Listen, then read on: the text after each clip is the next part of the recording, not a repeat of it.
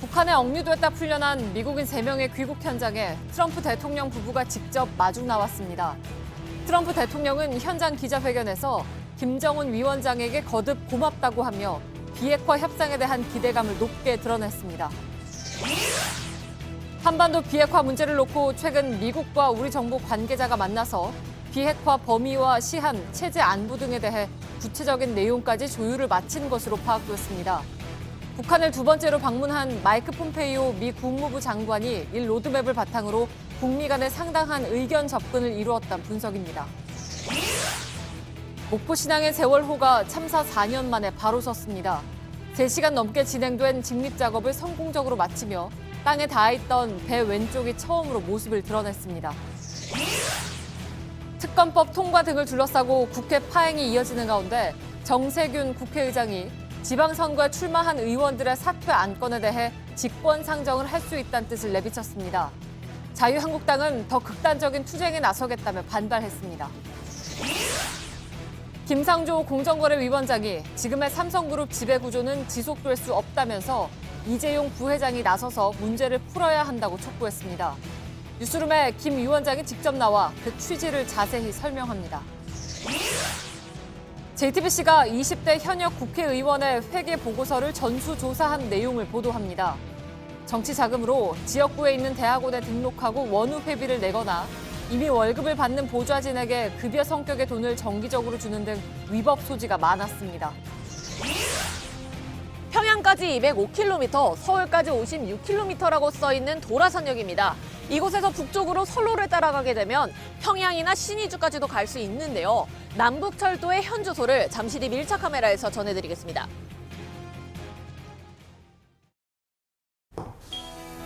공기청정기가 도로 위로. 내일을 바꾸는 현대수소 전기차. 예, 시청자 여러분, JTBC 뉴스룸을 시작하겠습니다. 북한에 억류됐던 한국계 미국인 3명이 석방돼서 4시간 전쯤 마이크 폼페이오 국무장관과 함께 미국에 도착했습니다. 도착 시각이 이른 새벽이었는데도 불구하고 트럼프 미 대통령과 펜스 부통령 부부가 직접 앤드루스 공군기지까지 마중을 나왔습니다. 트럼프 미 대통령은 이 자리에서 몇 주 뒤에 위대한 사건을 보게 될 것이다, 이렇게 말했습니다. 북미 간의 협상이 순조롭게 진행되고 있다는 점을 강조한 것입니다. 오늘도 북미 정상회담의 날짜와 장소는 온갖 추측이 난무하고 있는 상황입니다만 이제 북미 회담이 언제냐 또 어디서냐 하는 것은 그리 중요하지 않은 것으로 보입니다. 저희 뉴스룸은 북미가 무엇을 어떻게 논의할 것이냐 또 어떤 결과물을 만들어낼 것이냐에 집중하겠습니다. 먼저 워싱턴을 연결하겠습니다. 정효식 특파원, 현장에 트럼프 행정부의 실세가 총출동했다고요? 네. 미국 시각 새벽 2시 43분 미국인 억류자 3명을 태운 보잉 C-40 군용기가 워싱턴 인근 앤드루스 공군기지에 도착했습니다. 트럼프 대통령 부부는 먼저 기내에 들어가 인사를 나눈 뒤 억류자들을 데려 나오는 장면을 연출했습니다. 김동철 목사, 김상덕, 김학송 씨 등 한국계 미국인 3명이 차례로 입구를 나와 환영객들에게 인사를 했습니다. 행사장엔 대형 성조기가 걸렸습니다. 펜스 부통령 부부와 존 볼턴 보좌관, 샌더스 대변인은 트랩 아래에서 이들을 맞았습니다. 트럼프 대통령은 현장 기자회견에서 김 위원장에게 거듭 감사 인사를 했습니다. 직접 들어보시죠. Kim Jong-un, who really was excellent to these three incredible people. They are really three incredible people. It was sort of understood that we'd be able to get these three terrific people during the meeting and bring them home after the meeting, and he was nice in letting them go before the meeting. 탁월하다, 친절하다 등 호의를 담아 감사를 표했는데 전날 강요회에 이어 두 번째 김 위원장을 직접 지칭해 인사를 한 겁니다. 예. 자, 그 내각회의에서 석방 문제를 언급하면서 세계를 위해서 위대한 합의를 할 기회다. 이렇게 했습니다. 환영 행사에서도 그 부분에 대해서 긍정적인 전망을 이어갔군요. 트럼프 대통령은 한반도 전체의 비핵화가 자신의 가장 자랑스러운 업적이 될 거라고 말했습니다. 관련 발언을 먼저 들어보겠습니다. 예. My proudest achievement will be, this is a part of it, but will be when we denuclearize that entire peninsula. This is what people have been waiting for a long time. 예. 핵무기를 없애는 데 성공한다면 진정한 영광일 거라고 말하며 이렇게 말한 겁니다. 예. 자, 북한의 비핵화가 아니고 그 표현을 그냥 가져오면 한반도 전체의 비핵화를 말하고 있습니다. 이게 단순히 표현의 문제일까요? 아니면 다른 의미가 있는 걸까요? 회담 의제에서 실질적인 이야기를 나눌 기회를 가졌다는 폼페이오의 발언을 주목할 만합니다. 예. 완전한 비핵화와 북한 체제 보장안을 놓고 구체적인 조건을 합의했을 가능성이 제기되는 대목입니다. 성공적인 회담을 위한 조건을 마련했다고도 해 북미 정상 간 담판과 빅딜의 가능성을 시사한 것으로도 볼 수 있습니다. 예. 한반도 비핵화란 표현은 트럼프 대통령이 통상적으로 써온 표현대로 사용한 어휘일 수도 있습니다. 예. 자, 환영 행사에서 북미 회담 장소, 날짜 이걸 공개할 것이란 관측도 있었는데 결국 나오진 않았군요. 트럼프 대통령은 어제 강요회에서 회담 장소와 일정을 사흘 안에 공개할 거다면서 DMZ는 아니다라고 판문점을 배제했습니다. 폼페이오 장관과 방북을 동행했던 AP통신은 미 관리들을 인용해 5월 말 6월 초 싱가포르에서 열릴 것이라고 보도했고 CNN은 미 관리들이 6월 초 싱가포르 회담 준비에 들어갔다며 다음 달 8일 예정된 G7 회의 이전 개최 가능성을 보도했습니다. 하지만 일부 외교 소식통들은 G7 회담 이후 개최 가능성과 함께 어제 뉴스룸에서 전해드린 대로 막판에 평양으로 바뀔 수도 있다는 전망도 하고 있습니다. 예. 뭐 그 부분에 대해서는 그야말로 100명이 100가지 얘기를 하고 있는 상황이기 때문에 이거 뭐 며칠 뒤면 어차피 알게 될 거니까 크게 관심을 안 가져도 되지 않을까 하는 생각도 일단 들긴 듭니다. 정효식 특파원이었습니다.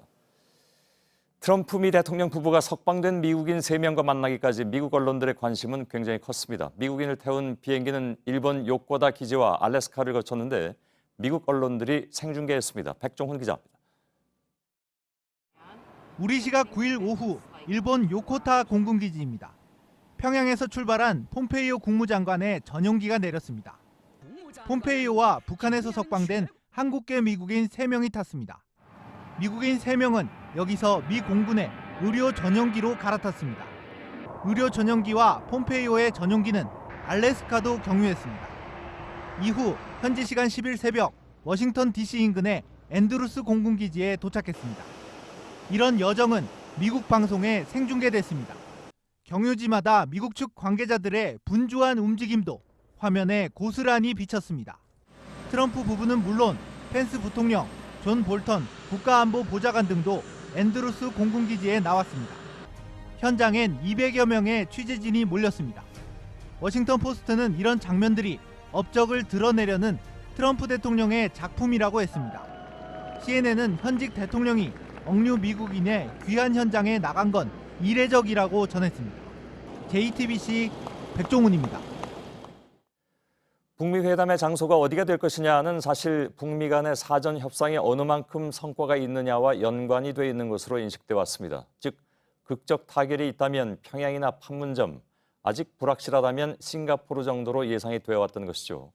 성과 부분에서 긍정적인 신호가 계속해서 감지되면서 평양이 다시 급부상하긴 했지만 오히려 이제는 장소가 어디냐가 중요하지 않다는 분석입니다. 그래서 뉴스룸도 장소 예측에 매달리지는 않기로 했습니다. 오늘 눈여겨볼 대목은 폼페이오 국무장관이 북한을 2번째로 방문하기에 앞서서 미국이 우리 정부와 비핵화 범위와 시한에 대해서 구체적인 조율을 진행했다는 점입니다. 폼페이오는 조율된 안을 북한에 제시했는데 북한도 이를 대부분 수용한 것으로 보입니다. 이희정 기자입니다. 한미 관계의 정통한 외교 소식통은 최근까지 한미 관계자들이 만나 비핵화에 대한 구체적인 로드맵과 타임라인을 촘촘히 검토하고 조율을 마쳤다고 밝혔습니다. 지난달 말 앨리슨 후커 백악관 한반도 보좌관과 마크 램버트 국무부 동아시아 태평양 부차관보 대행 등이 한국을 찾아 청와대와 외교부 당국자들을 차례로 접촉했습니다. 이때 북미 정상회담 때 내놓을 미국 측안을 미리 조율했다는 겁니다. 여기에는 비핵화의 구체적인 과정과 시한, 방법 등이 모두 포함되어 있는 것으로 전해집니다. 폼페이오 미 국무장관이 2차 방북을 할 당시 조율을 마친 최종안을 들고 가 한반도 비핵화에 대한 이견을 상당 부분 좁힌 것으로 보입니다. 김정은 위원장과 최종 검토를 통해 북한의 최대 관심 사안인 체제 안전 보장과 제재 완화에도 절충점을 찾았을 것이란 분석이 나옵니다. 앞서 폼페이오 장관은 비핵화 협상과 관련해 잘게 쪼개지 않겠다고 했는데 이 역시 한미 간 협의를 마친 사항이고 북한도 여기에 동의한 것으로 전해집니다. JTBC 이희정입니다. 폼페이오 미 국무장관은 방북길에 비핵화의 단계적 동시적 해법에 부정적인 입장을 강조한 바 있습니다. 그러나 귀국길에는 김정은 위원장과 장시간 좋은 대화를 나눴다고 말했습니다. 북미 정상회담의 성공을 위한 조건을 마련했다고도 해서 이른바 빅딜에 한 발 더 다가선 것이라는 분석입니다. 유미혜 기자입니다. 폼페이오 장관은 귀국길 경유지에서 기자들에게 김정은 위원장과 회담 분위기를 직접 설명했습니다. 김 위원장과 장시간 좋은 대화를 나눴다며 정상회담의 장소와 날짜, 시간이 결정됐고 다음 주 초 발표할 수 있길 바란다고 말했습니다. 북미 정상회담 의제에 대해선 실질적으로 대화를 나눴다고 했습니다. 회담의 시기, 장소뿐 아니라 비핵화 의제에서도 진전이 있었음을 시사한 겁니다. 다만 의제와 관련해 어떤 대화를 나눴는지는 말하지 않았습니다. 그는 의제 관련 논의는 약간 뒤처져 있다면서도 양측 모두 성공적인 회담을 위한 조건을 마련하는데 확신을 갖고 있다고 덧붙였습니다. 비핵화 방식이나 추진 일정에 대한 이견 조정에 어느 정도 성과가 있었음을 드러낸 것으로 볼 수 있습니다. 폼페이오는 또 김 위원장이 정상회담을 위해 좋은 분위기를 만들려는 것 같다고도 평가했습니다. 북한 조선중앙통신이 만족스러운 합의를 했다며 회담 분위기를 긍정적으로 전한 것과 같은 맥락입니다. JTBC 유미입니다.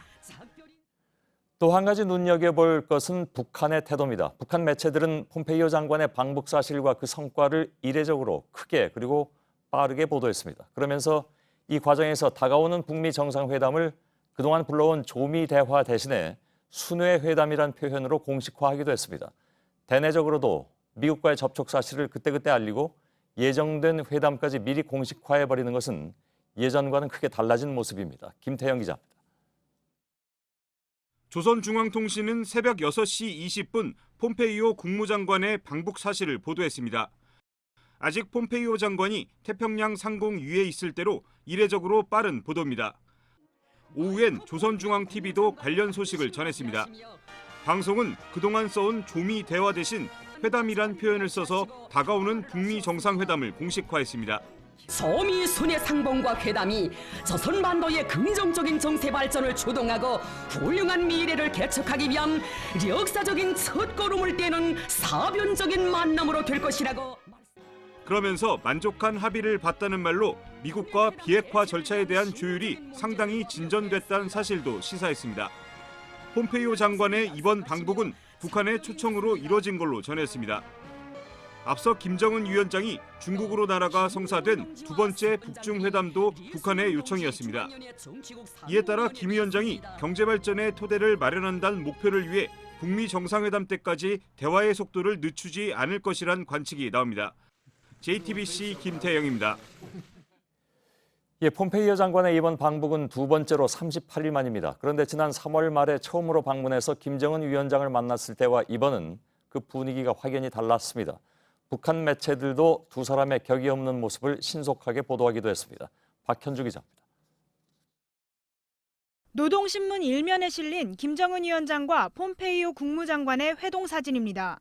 최근 북미 정상회담의 의제를 조율하는 과정에서 양국이 갈등을 빚고 있다는 관측이 줄을 이었는데 이런 관측을 무색하게 하는 사진입니다. 38일 전 첫 만남 때와는 표정부터 확연하게 차이가 납니다. 당시엔 만남 자체를 극비에 붙이다 20여일이 지난 뒤 백악관측만 사진을 공개했습니다.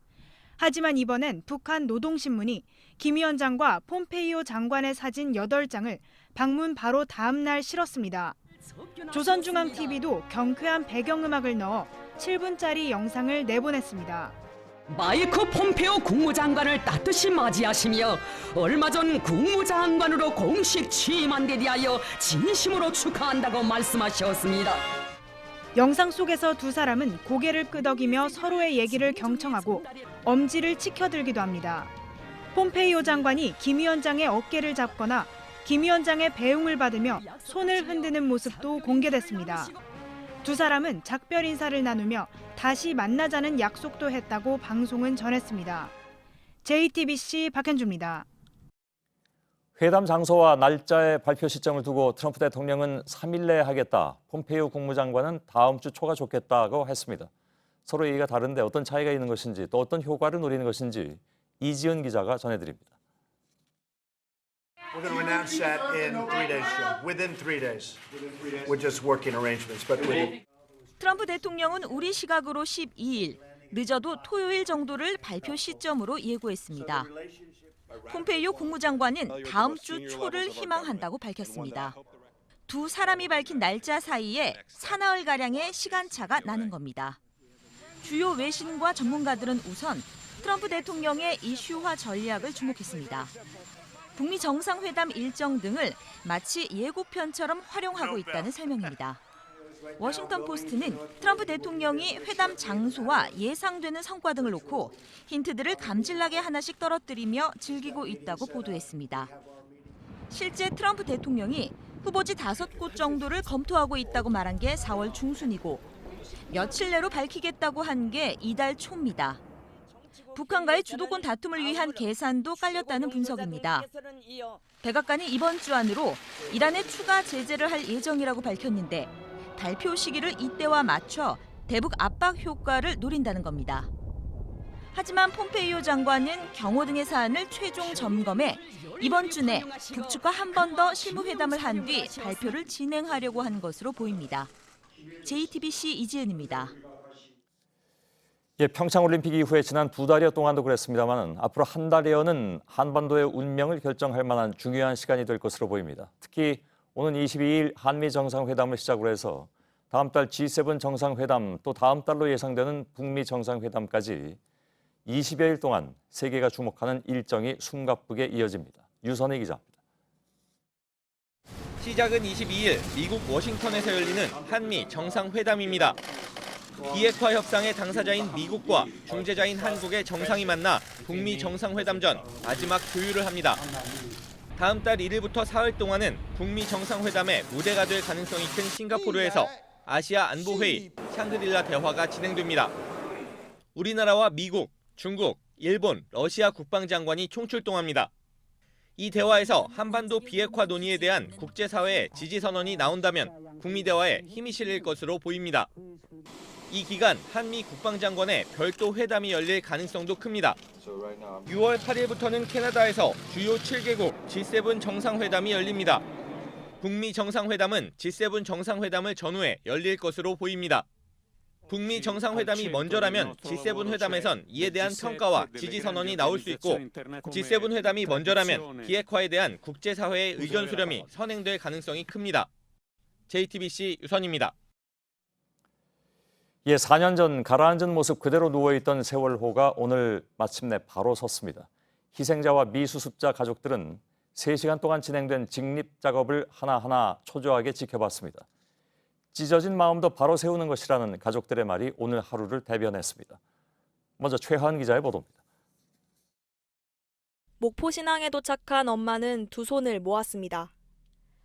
잘 될 거라고 믿기는 한데 그래도 긴장이 되네. 하루 전 예행 연습이지만 눈을 떼지 못합니다. 배가 소리를 낼 때마다 마음도 철렁했습니다.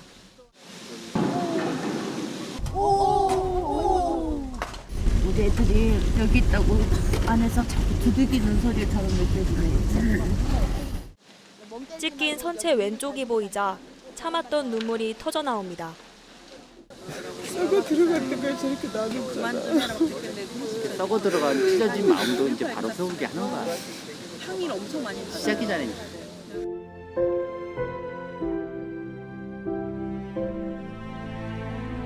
오늘도 부모들은 배 가장 가까이에 머물렀습니다. 바로 세우기 작업에 들어갔습니다. 커다란 크레인이 64개의 쇠줄을 잡아당기자 선체가 서서히 일어납니다. 40도, 60도를 차례로 넘어 목표했던 94.5도에 도달했습니다. 날씨도 도왔습니다. 파도와 바람은 잠잠했습니다. 미 수습자 가족들은 마지막 희망을 얘기했습니다. 저희는 가족을 찾는 소원밖에 없습니다. 지금까지 또 그렇게 기다려왔고요. 이제 똑바로 세워진 선체에 들어가 미 수습자를 찾고 침몰 원인을 조사하는 마지막 작업이 남았습니다. JTBC 최하은입니다. 이로써 세월호는 바다에 가라앉기 전 모습으로 돌아갔습니다. 배 오른쪽은 벌집처럼 구멍이 나 있고 배 왼쪽은 4년 만에 처음으로 드러났습니다. 목포 신항에서 취재 중인 이상엽 기자를 잠깐 연결하겠습니다. 자, 뒤로 세월호가 보이고 있군요.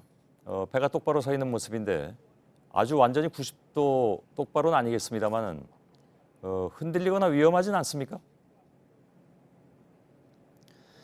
네, 그렇습니다. 배 왼쪽과 밑바닥에 설치한 쇠줄은 그대로 있습니다. 선체가 움직이지 않게 쇠줄과 지지대 등으로 고정해 놓은 겁니다. 이 쇠줄은 배에 직접적인 힘을 가하지는 않기 때문에 선체가 변형되거나 훼손될 우려도 적습니다. 예. 세월호를 바로 세워야만 했던 이유가 굉장히 여러 가지가 있습니다. 특히 이제 배가 누워 있는 바람에 미수습자를 수색할 만한 그런 조건이 되질 못했고 또 다른 이유도 있겠죠. 네, 지난해 배가 인양되고 7달 넘게 수색이 이어졌습니다. 미 수습자 9명을 찾기 위한 수색이었고 배가 누운 상태에서는 쉽지 않았습니다. 배 안 깊숙한 곳으로 더 들어갈 수 없었고 작업자가 두 발로 설 공간도 없었습니다. 지금까지 9명 중 4명의 유해 일부를 수습했고 5명은 찾지 못했습니다. 배가 바로 세워지면 미처 들어가지 못한 곳까지 수색이 가능합니다. 예, 물론 이제 진상규명도 그 이유 중에 하나가 될 테고요. 먼저 수색하게 되는 구역이 어디입니까? 네, 배 가장 아랫부분인 기관구역부터 들어갈 예정입니다. 그동안 기관실은 들어가는 것조차 어려웠고 입구까지만 수색이 가능했습니다. 3, 4층 객실도 봐야 합니다. 남은 미수습자 5명 중 2명이 안산 단원고 남학생입니다. 참사 당시 탑승객들은 3층 로비에 모여 있었는데 배가 가라앉으면서 위층으로 대피했을 수도 있습니다. 애초 객실이었던 이 공간은 현재 짓눌리면서 막혀 있습니다. 미수습자 수색은 다음 달부터 2달간 이어집니다. 예. 침몰 원인에 대한 조사, 아까 말씀드린 대로 이게 이제 진행이 될 텐데 배 왼쪽 모습이 지금 4년 만에 처음으로 드러나면서 관심을 끌고 있습니다. 네, 그동안 외부 충돌설이 제기됐습니다. 배 왼쪽에 어떤 힘이 가해져서 침몰했을 수도 있다는 겁니다. 세워진 선체를 보면 왼쪽 겉면이 심하게 녹슬고 갈라진 흔적은 있습니다. 다만 조사관들은 일단 외부 충격은 없어 보인다고 말했습니다. 앞으로 엔진 등 배를 움직이게 하는 장치도 조사하게 되고 기관실과 타기실에서 전기 배선 등도 살펴보게 됩니다. 예, 이상엽 기자였습니다. 문재인 대통령이 오늘로 취임 1년을 맞았습니다. 문 대통령은 자신이 임기를 마칠 때쯤 사는 게 좀 나아졌어라는 얘기를 들었으면 좋겠다고 말했습니다. 정재윤 기자입니다. 문재인 대통령이 예고 없이 청와대 춘추관을 방문해 기자들과 깜짝 만남을 가졌습니다. 다들 지난 1년 동안 정말 수고 많았습니다. 저도 아주 숨이 가쁘게 느껴지던 그런 때가 여러 번 있었거든요. 문 대통령은 서면 메시지에선 적폐청산부터 평화 만들기, 올림픽까지 지난 1년간의 성과들을 언급했습니다. 그러면서 임기를 마칠 때쯤이면 많이 달라졌어, 사는 것이 나아졌어 라는 말을 꼭 듣고 싶다며 평화가 일상이었으면 좋겠다고 말했습니다. 열심히 했지만 미흡한 부분도 많았을 것이라고 생각한다면서 앞으로의 각오도 밝혔습니다. 문재인 정부는 국민이 세운 정부라는 것에 국가되지 않고 정말 국민의 삶이 나아질 수 있도록 최선을 다하겠습니다. JTBC 정재윤입니다. 네, 이른바 드루킹 사건에 특검을 도입하라며 단식 농성을 하고 있는 자유한국당 김성태 원내대표가 오늘 낮 한때 병원으로 이송되었습니다. 호흡 곤란을 호소했습니다.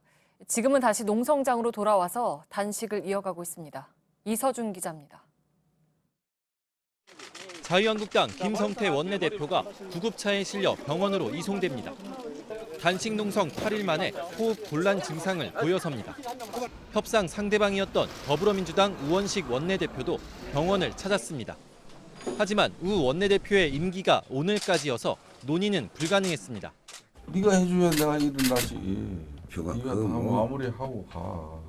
유승민 대표가 저 문재인 대통령까지 대상을 하자는데 그걸 어떻게 해? 김 원내대표는 검사와 치료를 마친 뒤 농성장으로 복귀했습니다.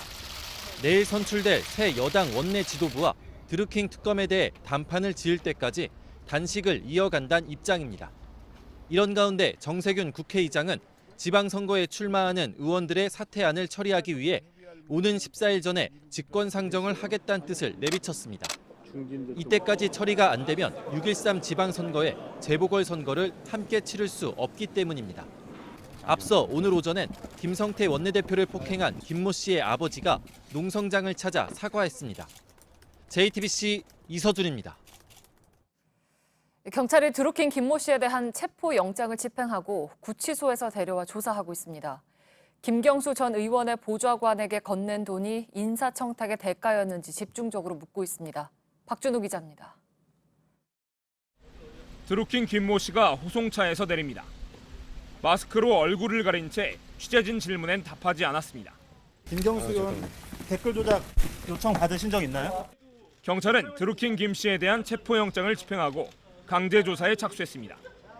구치소에 수감 중인 드루킹이 지난 3일부터 경찰의 방문 조사를 3차례 거부했기 때문입니다. 경찰은 먼저 김 씨 측이 김경수 전 의원의 보좌관이던 한모 씨에게 500만 원을 건넨 과정과 이유를 조사하고 있습니다. 자신의 카페 회원인 변호사를 오사카 총영사에 임명해달라고 했던 인사청탁 대가로 돈을 건넸는지 여부를 확인하고 있습니다. 경찰은 내일도 드루킹 김 씨를 압송해 조사할 예정입니다. 내일은 주로 댓글 조작과 관련한 의혹을 추궁할 방침입니다. 드루킹 일당은 대선 전인 지난 2016년 10월부터 올해 3월까지 네이버에 게재된 9만여 개 기사에 대해 댓글을 조작한 혐의를 받고 있습니다. JTBC 박준우입니다. 국방부가 5.18 광주 민주화 운동 당시 계엄군이 여성을 성폭행했다는 의혹과 관련해서 자체적으로 진상 조사를 하겠다고 발표했습니다. 국방부는 피해자 면담부터 시작해 6개월 동안 조사하고 오는 9월에 출범하는 5.18 진상규명위원회에 제출할 증거 자료도 확인하겠다고 밝혔습니다. 5.18 민주유공자인 김선옥 씨는 최근 1980년 당시 계엄사 합동수사본부 수사관들에게 고문과 성폭행을 당했다고 증언했습니다. 삼성의 노조 탄압을 비판하며 노조원이 스스로 목숨을 끊자 임원이 직접 유가족에게 현금 6억 원을 건네며 회유한 것으로 검찰 조사 결과 드러났습니다. 삼성 측은 이 돈이 정상적인 하청업체 지원금인 것처럼 꾸몄다고 합니다. 검찰은 해당 임원에 대해 횡령 등의 혐의로 구속영장을 청구했습니다. 심수미 기자입니다.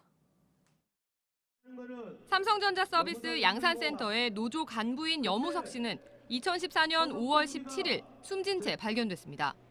유가족은 염 씨의 유서대로 장례 절차를 노조에 넘겼습니다. 염 씨의 사망 이튿날 장례식장에 경력 250명이 투입돼 시신을 가져간 탈취 논란이 일었습니다. 이 과정에서 경찰과 대치한 노조원 3명이 구속됐습니다. 염 씨 장례는 가족장으로 치러졌습니다. 그런데 최근 검찰 조사에서 노조장이 가족장으로 바뀐 배경에 6억 원이란 돈이 있던 정황이 드러났습니다.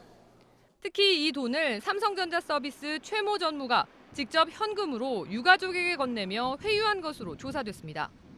염 씨의 아버지는 최근 검찰 조사에서 최 전무를 서울 역삼동의 호텔에서 만나 3억 원씩 2번에 걸쳐 받았다고 인정한 것으로 전해졌습니다. 당초 유가족이 서명한 영수증엔 하청업체인 양산센터 대표가 돈을 줬다고 돼 있었지만 실제로 만난 상대는 최 전무였다는 겁니다. 삼성 측은 해당 6억 원에 대해 하청업체를 지원하는 돈인 것처럼 회계 처리했던 것으로 파악됐습니다. 최 전무는 이 밖에도 노조원을 해고할 목적으로 일부 하청업체를 위장 폐업시키고 업체 대표들에게 위로금 수억 원을 전달한 횡령 배임 혐의도 받고 있습니다. 검찰은 최 전무 등 4명에 대해 노동조합법 위반 등 혐의로 구속영장을 청구했습니다. JTBC 심소희입니다. 경남의 한 골프장에서 손님이 캐디를 폭행했는데 오히려 캐디가 손님 앞에 불려가서 무릎 꿇고 사과했습니다. 골프장 측이 손님 눈치를 보다 생긴 일입니다. 캐디들은 상습적으로 성추행과 성희롱을 당하고 있지만 골프장 측은 입맞기에만 급급합니다. 배승주 기자입니다. 한 무리 남성들이 카트를 타고 복귀하자 잠시 뒤 캐디가 관리자와 함께 황급히 뒤따라갑니다. 이 손님들은 경기 도중 진행이 미숙하다며 캐디의 뺨을 때렸습니다. 하지만 이 캐디는 오히려 손님들에게 불려가 무릎을 꿇고 사과했습니다. 골프장 측이 사과를 종용했기 때문입니다. 결국 이 캐디는 사직을 하고 손님을 상대로 고소했습니다. 그렇게 맞고도 욕설을 당하고도 이렇게 손님한테 가서 머리를 끝까지 조아려야 되고. 이 골프장에선 특정 VIP 손님이 올 때면 여성 캐디만 골라 내보내기도 했습니다. VIP나 오시면은 미모가 좀 출중한 언니들만 이제 골라서 항상 나가시는 분들 나가고 술집 여자들 끼고 노는 것처럼 캐디를 그렇게 생각하니까. 그럼 남자 캐디 못하겠다, 오늘 못 치겠다, 바꿔주라. 그런 분들 사실 많아요, 고객님들이. 또 다른 골프장에서도 캐디들이 성희롱과 추행을 당하는 사례는 비일비재합니다. 야동 같은 거 틀어주면서 오늘 밤 모텔 몇 호로 와라. 하지만 골프장 측은 아무렇지도 않게 해당 캐디를 같은 손님에게 배치해 2차 피해를 유발했습니다. 특히 여기에 문제를 제기하거나 외부에 알릴 경우 계약을 해지하고 다른 골프장 취업을 방해하는 등 사실상 블랙리스트를 운영한다고 캐디들은 주장합니다.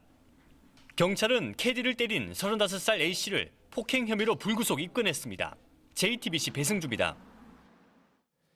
예, 삼성그룹의 현재 지배 구조는 지속 가능하지가 않다. 이재용 부회장이 나서서 빨리 문제를 풀어라. 오늘 김상조 공정거래위원장이 10대 그룹 경영진과 만난 자리에서 한 말입니다. 재벌정책의 주무부처 수장이 내놓은 메시지인데다가 삼성의 승계 문제에 대한 논란도 다시 일고 있는 시점이어서 그 무게가 결코 가볍지가 않아 보입니다. 먼저 리포트 보시고 잠시 후에 김상조 위원장을 직접 스튜디오에 모시겠습니다. 구일영 기자입니다. 김상조 공정거래위원장은 삼성그룹의 지배구조는 바꿀 수밖에 없다고 했습니다. 현재의 삼성그룹의 소유 지배구조, 이 구도가 지속 가능하지 않다는 것은 삼성에서도 잘 알고 있습니다. 이재용 부회장, 삼성물산, 삼성생명, 삼성전자로 이어지는 출자 구조를 서둘러 고쳐야 한다는 겁니다. 삼성생명이 갖고 있는 삼성전자 주식을 일부만 파는 등 다양한 방법이 있지만 어떻게 바꿀지 결정하는 건 정부가 아니라 삼성의 몫이라고 강조했습니다. 이재용 부회장께서 결정을 하셔야 될 거라고 생각합니다. 이 결정이 늦어지면 늦어질수록 삼성그룹과 한국경제 전체에 초래되는 비용은 더 커질 거라고 생각을 합니다. 김 위원장은 또 재벌의 일감 몰아주기와 편법 승계를 우리 사회가 더 이상 용납하지 않을 것이라고 했습니다. 지배주주 일가분들은 가능한 한 그 그룹의 주력회사, 핵심 회사의 주식만을 보유하시고 비상장 회사의 주식은 보유하지 않는 방향으로. 그러면서도 재벌 개혁은 너무 급하지 않게 꾸준히 추진하겠다고 말했습니다. 중간에 어떤 속도와 감도를 가지고 다만 3년, 5년 동안 일관되게 흔들림 없이 가겠다. JTBC 구희령입니다. 예, 김상조 위원장을 만나기 전에 한 가지 리포트만 더 전해드리겠습니다. 한진그룹 조양호 회장 일가의 갑질과 밀수 의혹에 대해서 경찰과 관세청의 수사가 이어지고 있죠. 여기에 탈세도 추가됐습니다. 검찰이 조 회장과 형제자매가 수백억 원대의 상속세를 내지 않은 혐의를 잡고 수사에 착수했습니다. 물컵 하나가 불러온 결과들입니다. 이주찬 기자입니다. 한진그룹 창업주인 조중훈 전 회장은 2002년 별세했습니다. 조양호 회장을 비롯한 5자녀에게는 대한항공과 한진해운, 한진중공업 등 21개 계열사와 스위스 등 유럽에 있는 예금과 부동산을 물려줬습니다. 서울지방국세청은 조씨 5남매가 이 해외 자산을 물려받는 과정에서 상속 신고를 하지 않은 사실을 포착해 검찰에 고발했습니다. 이들이 내지 않은 상속세 규모는 500억 원이 넘는 것으로 알려졌습니다. 혐의가 확정된다면 가산세에 벌금까지 합쳐 1,000억 원가량이 부과됩니다. 수사에 들어간 서울 남부지검은 당시 유산이 누구에게 얼마씩 갔는지 파악 중인데 곧 참고인 조사도 시작할 예정입니다. 또 수사 결과에 따라 조 회장에 대한 소환 조사 가능성도 열어놓고 있습니다. 대한항공 측은 한국과 스위스가 조세 협정을 맺은 2016년 이후 상속세 누락 사실을 알게 돼 국세청에 신고했다면서 이달 중 세금을 낼 것이라고 밝혔습니다. 조 회장 일가는 밀수 혐의로 관세청에 조사도 받고 있는데 김영문 관세청장은 오늘 세모녀뿐 아니라 조 회장과 아들 조원태 사장도 소환조사 대상에 포함돼 있다고 밝혔습니다. JTBC 이주찬입니다. 예, 작년에 공정거래위원회의 화두가 갑질 근절이었다면 올해 화두는 결국 재벌 개혁인 것 같습니다. 김상조 위원장이 오늘 삼성의 이재용 부회장의 결단을 언급했죠. 직접 얘기를 좀 들어보겠습니다. 안녕하셨습니까? 오랜만에 네. 뵙습니다. 예, 안녕하십니까? 예. 우선 한 가지만 좀 이건 사실 맨 마지막에 여쭤봐야 되는데 재벌 개혁 속도와 강도를 현실에 맞춰서 조정하되 3년 내지 5년이라는 그 시간을 두고 흔들림 없이 하겠다라고 말씀은 하셨지만 제가 만일 재벌이라면 그 말씀을 듣고 좀 안심을 할 것 같은 느낌이 들어서 왜냐하면 대개 이제 정부 초기에 개혁 드라이브가 걸리잖아요. 그때 정부 힘이 있으니까. 근데 정권 말기로 갈수록 사실은 여태까지의 관례를 보자면 좀 이게 좀 흐지부지 되는 그런 측면이 있었다라는 걸 누구나 다 알고 있기 때문에 이렇게 해놓으시면 이게 뭐 그렇게 처음부터 세지는 않을 것 같네라고 생각할 것 같은데요. 오늘 아마 재계 간담회에서 그 참석하신 10분의 전문 경영인들은 그렇게 느끼시지는 않았을 거라고 생각을 그런가요? 합니다. 예. 새 정부의 이제 취임 이제 1년을 즈음해서 여러 가지 이제 평가들이 나오고 있는데 한편으로는 너무 느리다. 좀 사정 규제 위주의 어떤 수단을 통해서 특히 골든 타임 시기 어떤 시한을 설정해서 좀 빨리 추진해야 된다라고 하는 좀 조급한 주장도 한편에서는 있고요. 또 다른 한편에서는 기업을 너무 옥죄는 거 아니냐. 기업의 길을 살려줘서 투자를 늘리고 그걸 통해서 일자리를 만들어야 된다라고 하는 과거의 낙수 효과식의 어떤 주장도 있습니다. 그런데 이 두 가지 비판은 사실 모순된 것이고 양립하기 어려운 것입니다. 과거 한국 사회가 30년 동안 재벌 개혁을 주창을 했지만 실패한 이유가 바로 이 양극단의 실패의 위험 속에서 우왕좌왕했기 때문이다라고 저는 생각을 하고 있고요. 바로 그렇기 때문에 그 중간의 속도와 강도로 유지가되 다만 제 임기 3년 또는 새 정부의 어떤 임기 5년 동안 흔들림 없이 가겠다. 이것이 바로 재벌 개혁의 성공에 이르는 유일한 길이라고 생각을 합니다. 이 점과 관련해서 제가 사실 국민 여러분께 좀 드리고 싶은 말씀이 있는데요. 이 새 정부의 모토가 국민의 나라 정의로운 대한민국입니다. 따라서 국민들 또는 시민사회의 목소리를 경청하는 것은 당연한 책무라고 생각하는데요. 다만 시민사회에서 주장하시는 어떤 내용들이 언제나 합리적인 것은 아닙니다. 특히 과거 정부의 어떤 공권력 행사가 불공정하던 그런 기억 때문에 굉장히 경직된 어떤 내용들이 담겨져 있는 것이 사실이고요. 그것이 정권이 바뀌었음에도 불구하고 지금까지도 유지되고 있는 부분이 있습니다. 이런 시민사회의 경직된 어떤 목소리를 그대로 수용하다 보면 공정경제뿐만 아니라 혁신성장을 위한 정부의 운신의 폭이 굉장히 좁아질 수밖에 없기 때문에 국민들께서 새 정부를 좀 더 신뢰하시고 좀 인내심을 가져주십사. 그리고 정부도 그것을 위해서 국민들과 시민사회를 설득하는 노력을 해야 된다는 알겠습니다. 그러면 시점이라고 생각을 합니다. 3년 내지 5년, 물론 이제 임기는 4년 남았습니다. 1년이 지나갔으니까요. 오늘이 하필 또 1년이군요. 그렇습니다. 3년 내지 5년 시기에 흔들림 없이 일관되게 가신다고 했으니까 일단 그거는 이제 저희들이 받아들인다 해도 그렇다면 첫 1년은 뭐 하실 겁니까? 그 사실은 3년이라는 게 지금부터 3년이라는 뜻은 아니고요. 1년 전 제가 취임한 이후부터 3년을 따진 건데 제가 이미 여러 차례 언급을 했습니다만은 제 임기 3년을 1년 단위로 나눠서 단기, 중기, 장기 과제를 이미 설정한 바가 있습니다.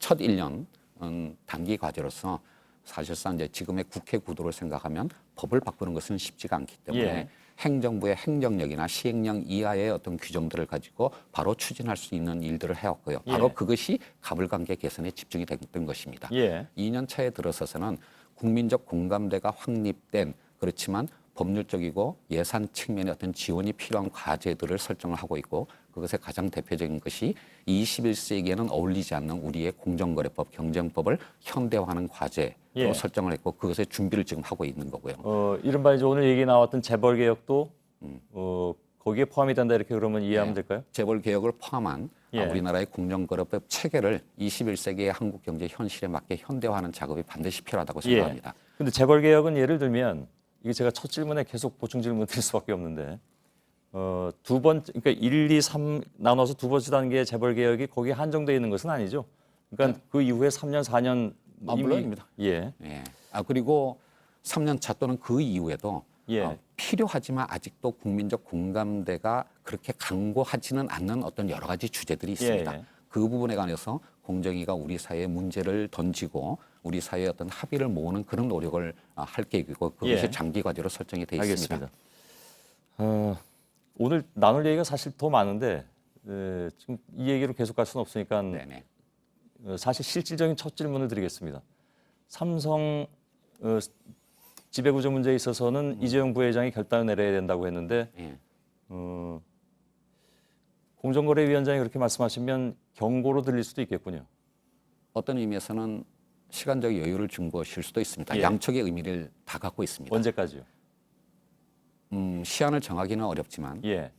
지금 삼성그룹의 경우는 특히 이재용 부회장의 재판이 진행되고 있고 예. 또 미래전략실이 해체되면서 그룹 전체의 컨트롤 타워가 존재하지 않는 여러 가지 어려움들이 있습니다. 예.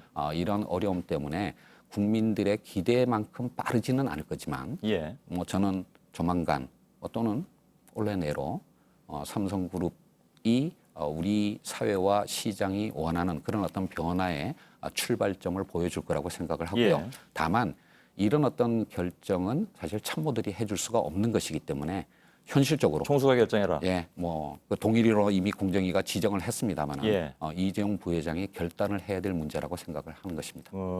간단하게 말하면 이제 그 금산분리. 그래서 네. 삼성생명이 가지고 있는 삼성전자의 지분을 팔아서라도 네. 그 지배력을 좀 줄이지 않으면 안 된다라는 말씀이잖아요. 예, 그 삼성그룹의 변화가 사실 지금까지 전혀 없었던 건 아닙니다. 예. 각 계열사마다 이사회의 어떤 다양성이나 개방성을 높이는 작업들을 지난 추경 시즌에 했었고요. 최근에 와서는 순환 출자의 완전한 해석도 약속했고 그리고 이행할 거라고 생각을 합니다. 예. 남은 거는 말씀하신 삼성생명과 삼성전자의 연결고리를 어떻게 풀 것인가라고 하는 문제인데요. 예. 뭐 이 부분과 관련해서 어려움이 없지는 않겠지만 그럼에도 불구하고 해결 불가능한 것은 아니고요. 더 예. 나가서 지금의 어떤 삼성그룹의 이 기본적인 출자 구도, 즉 삼성물산과 삼성생명 그리고 삼성전자로 이어지는 이 출자 구도는 더 이상 지속 가능하지 않다라고 예. 하는 것을 삼성그룹도 잘 알고 있기 때문에 해결 방안을 찾아낼 거라고 생각합니다. 지속까지 가능하지 않은 이유는 뭘까요? 그러니까 삼성도 알고 있다고 말씀하셨습니다만. 예, 뭐 국내적인 요인으로 본다면 이미 금융위가 발표한 금융그룹 통합감독 체계라고 하는 이미 글로벌 스탠다드로 굳어져 있는 것을 우리나라도 이제 도입하게 됐고요. 예. 그다음에 뭐 지금 국회에서 논의가 될 그 보호법이나 또는 감독 규정의 개정이라고 하는 국내의 규제 환경의 변화도 예. 있지만 또 한편으로는 국제적으로도 이 IFRS 즉 보호법에 대한 국제 회계 기준이 바뀌어서 곧 적용이 될 거고 예. 더 나가서 이 감독 기준도 바뀌게 됩니다. 이런 모든 어떤 사항들을 감안한다면 지금 삼성생명이 삼성전자 주식을 그렇게 많이 보유하는 것 자체가 한 8% 가지고 있습니다. 네, 그렇습니다. 예. 시가로 하면 27조 정도 되고. 예. 전 세계의 유수한 생명보험회사 중에서 비금융회사의 주식을 그렇게 많이 더더군다나 그것을 계열사 주식으로 갖고 있는 생명보험회사는 없습니다. 예. 가능하리라고 보십니까? 그걸 내놓는다는 것이? 이 부분에 관해서 저는 언론의 어떤 접근이 너무 좀 단순하다는 생각을 하고 있습니다. 예. 흔히들 두 가지 전제를 얘기를 합니다. 지금 8.5% 중에서 예컨대 보험업법 감독 규정이 개정되면 8%를 다 팔아야 된다. 예. 그다음에 그거를 삼성그룹의 지배를 위해서 즉 내부 지분율을 현재 20% 수준으로 유지하기 위해서는 그 물건을 다 삼성물산이 다 사야 된다. 예. 이 두 가지 전제 조건을 생각한다면 아마 답이 없을지도 모릅니다. 예. 하지만 이 두 가지 전제 조건이 반드시 지켜져야 되는 것은 아니라고 그러면 생각합니다. 어떤 방법이 있습니까? 그러니까 예를 들면 그 앞의 문제와 관련해서는 사실 문제가 되는 것은 소유 자체가 문제가 아니라 보험 계약자의 돈을 그룹의 경영권의 승계를 위해서 악용하는 문제나 그렇죠. 또는 이쪽의 어떤 위험이 다른 쪽으로 전이되는 그런 어떤 문제를 방지하기 위한 것이거든요. 예. 그것에 대한 어떤 그 지배 구조의 개선이나 또는 위험과 관리 체계를 구축한다면 8%를 다 안 팔아도 되는 해법이 분명히 있습니다. 예. 그리고 근데 삼성과 물산과 관련해서도 그 예. 구조를 바꾸게 되면 삼성생명이 팔아야 하는 지분만큼을 다 사야 되는 것도 아닙니다. 그렇기 때문에 이 숫자는 삼성그룹이 어떤 방법을 선택하느냐에 따라서 충분히 달라질 수가 있는 것이기 때문에 결코 불가능하지 않을 거라고 생각합니다. 그러면 그 지배구조를 바꿔야 된다라는 것이 일종의 경고였다면 지금 다른 방법이 있다라고 말씀하시는 것은 일종의 제안이 될 수도 있는데 그 조금 더 우리 시청자분들이 도대체 어떤 방법일까 궁금하실 수도 있을 것 같아서 구체적인 방안을 한번 제안을 해주시죠. 뭐 제가 2년 전에 시민단체 활동을 할 때 이제 보고서를 쓴 게 있는데요. 뭐 그때 이제 삼성그룹을 주론 대상으로 해서 금융지주회사로 전환하는 방법에 관해서 여러 가지 어떤 범죄적 위험이나 추가적인 어떤 필요한 조치들에 대해서 언급한 필요가 있습니다. 지주회사 체제의 전환이 유력한 어떤 방법 중에 하나이겠지만 유일한 방법은 아닙니다. 뭐 최근에 현대차그룹이 지주회사가 아닌 다른 어떤 선택을 하기도 했지 않습니까? 결국에 가서는 그러니까 삼성그룹의 지배구조의 투명성과 책임성에 관해서 사회와 시장의 신뢰를 얻는 어떤 방법이 문제인데요. 그것은 굉장히 많습니다. 왜냐하면 그룹의 조직 형태로서 미국은 대부분 지주회사 체제를 택하고 있지만 우리가 알고 있는 유럽의 유수의 그룹의 경우에는 지주회사가 아닌 경우들이 많습니다. 그런 경우에도 사회의 신뢰를 얻는 조직 체계가 가능하고요. 아마 삼성이 지주회사 체제를 택하든 아니면 다른 어떤 조직 모델을 택하든 그것은 결국 그러니까 이 경영 판단의 문제이겠지만 주주와 시장의 어떤 평가를 받는 그리고 그 어떤 절차의 정당성을 확보하기만 한다면 충분히 해법을 찾을 수 있을 거라고 생각하고요. 알겠습니다. 마지막으로 한 가지 더 전제 조건이 뭐냐면 지금 이재용 부회장을 비롯해서 우리나라 재벌들의 이제 지배권이 3세 단계로 넘어왔습니다. 이 3세들은 창업자 할아버지들이나 2세 아버지와는 다른 어떤 역할들을 해야 될 겁니다. 따라서 이 3세들이 그룹에서 어떤 롤 모델을 선택할 것이냐에 따라서 그룹의 어떤 경영권 유지에 필요한 필요 지분도 상당히 달라질 수가 있는 것이고요. 그런 것에 대한 우리 사회의 어떤 신뢰를 얻을 수 있도록 3세들의 어떤 결단이 필요한 시점이 다가오고 있다라고 생각을 합니다. 알겠습니다. 한 가지만 더 질문드리겠습니다. 한진그룹 얘기를 빼놓을 수는 없어서 물론 거기서 지금 얘기가 되고 있는 갑질이라는 것이 공정위에서 다룰 갑질은 아닙니다. 그러니까 뭐 대기업과 중소기업 간의 갑질 이건 아니니까 이건 매우 특이한 케이스의 갑질이긴 합니다. 근데 다만 따져볼 것은 있습니다. 그러니까 대한항공이 기내 면세품을 판매하면서 총수 일가가 소유한 이름이 트리온 무역이라고 하는데 이걸 끼워 넣어서 통행세를 걷었다. 근데 그 트리온이라는 회사 규모가 그렇게 크질 않아서 그 비슷한 성격의 다른 회사가 또 있을 수 있다 이런 얘기가 나오고 있는데 이건 공정위 사안이 될 수 있는 거죠? 사실 공정위는 조사 중인 사건에 관해서는 구체적인 설명을 드리지 않는 게 원칙입니다. 그렇지만 이미 언론 보도가 된 것이 있기 때문에 간단히만 말씀을 드리면 4월 20일 관세청이 이제 압수수색을 들어가는 날 저희 공정위도 사실은 조사관 30명을 파견해서 지금 말씀하신 그런 이제 사익 편취, 통행세 문제에 관한 조사를 한 바가 있고요. 여기에는 지금 말씀하신 그 작은 무역회사 말고 다른 계열사의 문제도 분명히 있습니다. 그렇습니까? 그러니까 지금은 이제 이 자료들을 이제 공정위가 갖고 온 상태고요. 이거를 이제 분석을 해서 특히 단순하게 이익을 몰아줬다는 차원의 문제가 아니라 경쟁을 제한하거나 경제력 집중이 이루어졌다라고 하는 또 다른 어떤 요건들을 입증하는 데는 상당히 시간이 많이 걸리기 때문에 아마 결과가 나오려면 1년 내지 그 이상의 오래 걸립니까? 공정위 사건은 굉장히 시간이 많이 걸립니다. 아마 국민들의 기대를 충족시킬 만큼 빠르게 결론을 내기는 어려울 겁니다. 하지만 열심히 하겠습니다. 알겠습니다. 김 위원장님과의 인터뷰는 늘 느끼지만 1시간도 모자랄 것 같은데 오늘도 여기서 마쳐야 될 것 같습니다. 고맙습니다. 감사합니다.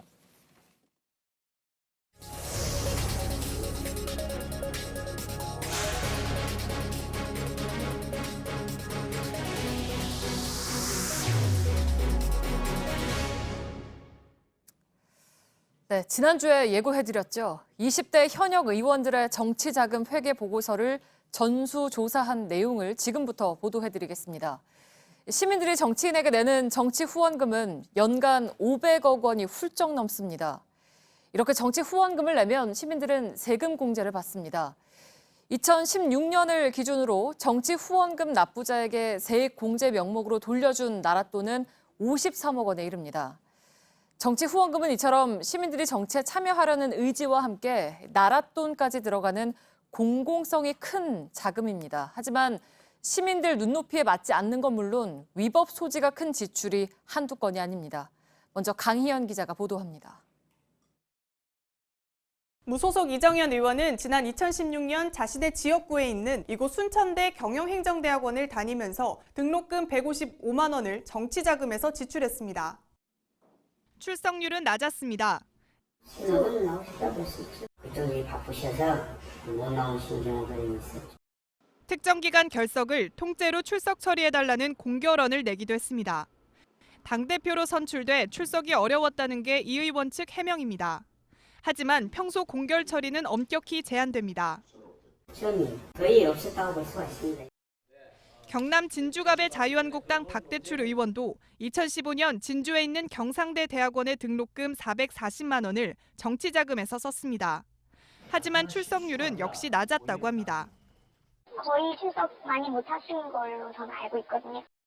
의정활동과 관련 있는 공부라면 후원금으로 학비를 낼 수 있습니다. 대신 의정활동과 관련된 학업인지 선관위의 확인을 받아야 합니다. 하지만 박 의원의 경우 이 절차를 밟지 않았다는 게 선관위 측 설명입니다. 이 때문에 경실련은 의원들이 지역구 관리를 위해 대학원에 등록만 해둔다는 의혹을 제기합니다. 더불어민주당 고용진 의원처럼 대학원 원후회비를 후원금으로 낸 경우도 있습니다. 서울대 공과대학원입니다. 고용진 의원은 지난해 최고산업전략과정을 들으면서 등록금 350만 원과 원후회비 350만 원을 썼습니다. 고 의원 측은 선관위 확인을 받고 쓴 것이라고 해명합니다. 선관위도 이런 사실을 확인했습니다. 다만 원후회 활동이 의정활동과 관련이 있고 회비 납부가 의무사항이라고 봤다고 밝혔습니다. 하지만 해당 원후회는 친목 모임 성격이 강한 걸로 알려졌습니다. 선관위 자문위원을 지낸 황정근 변호사는 사적 모임 회비를 정치자금으로 지출해선 안 된다고 말했습니다. 서울대 측도 취재진에 원후회 가입이 의무는 아니라고 밝혀왔습니다. JTBC 강희연입니다. 네, 또 나라 돈으로 월급을 받는 보좌진에게 후원금으로 급여를 얹어준 경우도 있습니다. 선관위가 위법이라고 적시하고 있지만 관행을 이유로 대는 의원들이 여전합니다. 정치 자금으로 도청 탐지기를 사거나 메이크업을 받은 의원도 있습니다. 김필중 기자입니다. 정치 자금으로 월 50만 원 이상을 6개월 넘게 보좌진에게 준 현역 의원은 8명입니다.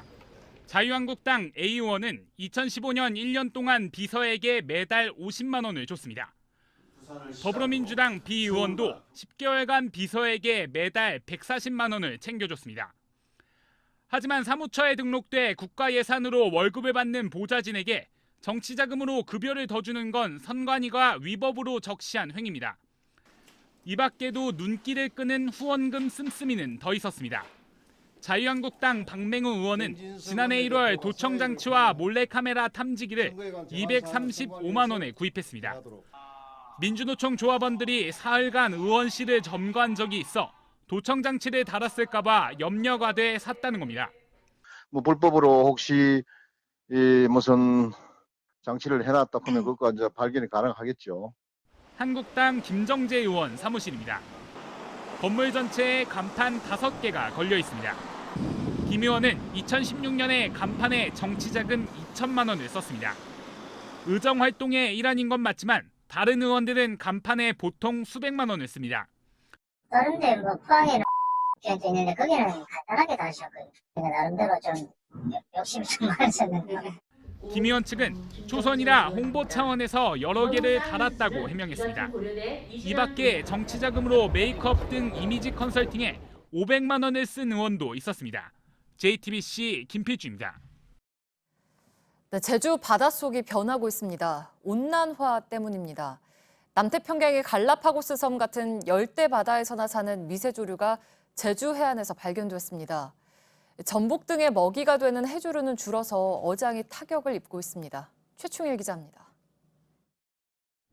제주 바다에서 해녀들이 물속으로 들어갑니다. 그동안 주 수입원이었던 전복이나 오분자기는 찾기 어렵습니다. 이 사람 중에 1년에 전복 하나 트는 사람도 없어. 그렇게 없어진 거다. 지난해 전복과 오분자기 채취량은 각각 5톤에 그쳤습니다. 20년 전에 비해 90% 넘게 줄어든 겁니다.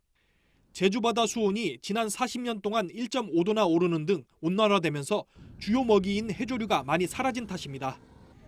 대신 이 자리를 열대나 아열대성 미세조류가 채우고 있습니다. 제주 동부 해안에서 뜬 바닷물입니다. 이 바다에서 열대, 아열대성 미세조류 30종이 발견됐습니다. 이 중 17종은 국내 첫 발견입니다. 발견된 미세조류는 물속 혹은 돌이나 생물체 표면에 붙어 사는데 너무 작아 눈으로는 확인이 안 됩니다. 주로 태평양의 사모아, 갈라파고스 제도나 필리핀, 괌 주변 등 열대바다에 사는 것들입니다.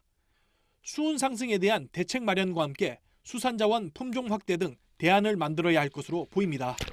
JTBC 최충일입니다. 네, 앞으로 음료수 페트병이 모두 투명하게 바뀝니다. 또 커피숍 안에서는 일회용 컵을 쓸 수 없습니다. 쓰레기 대란을 겪은 지 한 달 만에 환경부가 내놓은 재활용품 종합 대책의 내용입니다. 그런데 정작 쓰레기 대란을 불러온 재활용품 수거 구조 자체에 대한 대책이 빠졌습니다. 이수정 기자입니다. 편의점 냉장고엔 색색의 페트병 음료가 진열돼 있습니다. 2020년부터는 생수와 음료수를 담는 페트병은 모두 무색으로 바뀝니다. 컵 보증금 제도가 다시 부활하고 개인 컵을 사용하면 10%를 깎아주기로 했습니다. 매장 안에선 원칙적으로 일회용 컵 사용이 금지됩니다. 환경부는 오늘 이런 내용의 재활용 폐기물 관리 종합대책을 발표했습니다. 하지만 폐비닐 수거 거부 사태의 근본 원인에는 손을 대지 못했습니다. 현재 공동주택의 재활용 쓰레기는 민간업체가 수거하고 단독주택은 지자체가 맡고 있습니다. 아파트 단지들은 그나마 수익이 남는 폐지업체와 계약을 맺습니다. 이후 폐지업체가 비닐과 플라스틱, 유리 수거를 다른 업체에 다시 맡기는 구조입니다.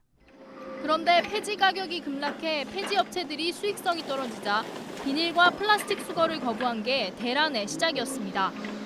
이 구조가 유지되는 한 폐지 가격이 출렁일 때마다 같은 일이 벌어질 수 있는 겁니다. 환경부는 민간업체가 수거를 거부하려면 3개월 전에 지자체에 신고하도록 보완책을 내놨습니다. 하지만 지자체 의무를 강화하는 데는 주저하고 있습니다. JTBC 이수정입니다. 말레이시아가 영국에서 독립한 지 61년 만에 처음으로 정권이 바뀌었습니다. 20년 넘게 철권 통치자로 군림했던 마하티르 전 총리가 야당과 손잡고 정권을 차지했습니다. 올해 93살입니다. 세계에서 가장 나이 많은 지도자가 됐습니다. 이지은 기자입니다. 정계를 떠나 있던 마하티르 전 총리는 돌연 복귀를 선언했습니다. 나집 총리의 비자금 스캔들로 바닥에 떨어진 말레이시아의 명성을 되찾겠다고 했습니다. Janganlah kerana duit yang sedikit kita sanggup gadai negara kita selama-lamanya. 그러곤 야당과 손잡고 한때 자신이 후견한 나집 총리에 맞섰습니다. 이번 총선에서 결국 야권연합이 이겼습니다. 지금껏 집권 여당연합인 국민전선이 정권을 잡아왔는데 무려 61년 만에 뒤집혔습니다. 총리직을 5번이나 연임하며 22년을 집권한 노장의 귀환입니다. We are not seeking revenge. What we want to do is to restore the rule of law. 마하티르는 가난했던 농업국가 말레이시아를 제조업의 강한 나라로 만든 장본인입니다. 집권 내내 국가 주도의 경제 정책을 밀어붙였습니다. 말레이시아는 단숨에 신흥공업국 대열에 올랐습니다. 이 과정에 잡음도 컸습니다. 반대 세력을 조직적으로 탄압하고 언론엔 재갈을 물렸기 때문입니다. 독재자다, 근대화의 아버지다, 평가는 여전히 엇갈립니다. 말레이시아인들이 현 정권의 부정부패에 좌절해 선택한 결과가 주목됩니다. JTBC 이지은입니다. 차 소리가 시끄럽다며 시비가 붙어 싸움을 벌이다 상대를 목검으로 때려 숨지게 한 47살 장모 씨 등 2명이 경찰에 붙잡혔습니다. 장 씨 등은 지난달 30일 새벽 0시 45분쯤 전북 김제시 신풍동 편의점 앞에서 지체장의 4급인 41살 권모 씨 등 3명을 때린 혐의를 받고 있습니다. 장 씨에게 목검으로 머리를 맞은 권 씨는 병원에서 치료받고 집으로 돌아왔지만 같은 날 저녁 8시쯤 회사 기숙사에서 숨진 채 발견됐으며 외부 충격에 의한 뇌출혈로 사망한 것으로 확인됐습니다. 전주지방법원에서 여성 청경의 손목을 꺾은 뒤 달아났던 21살 모모 씨가 5시간여 만에 붙잡혔습니다. 모 씨는 오늘 오후 2시 20분쯤 전주지법에서 재판부가 모욕 혐의 등으로 징역 8월을 선고하기 직전에 법정 뒷문을 열고 도망쳤습니다.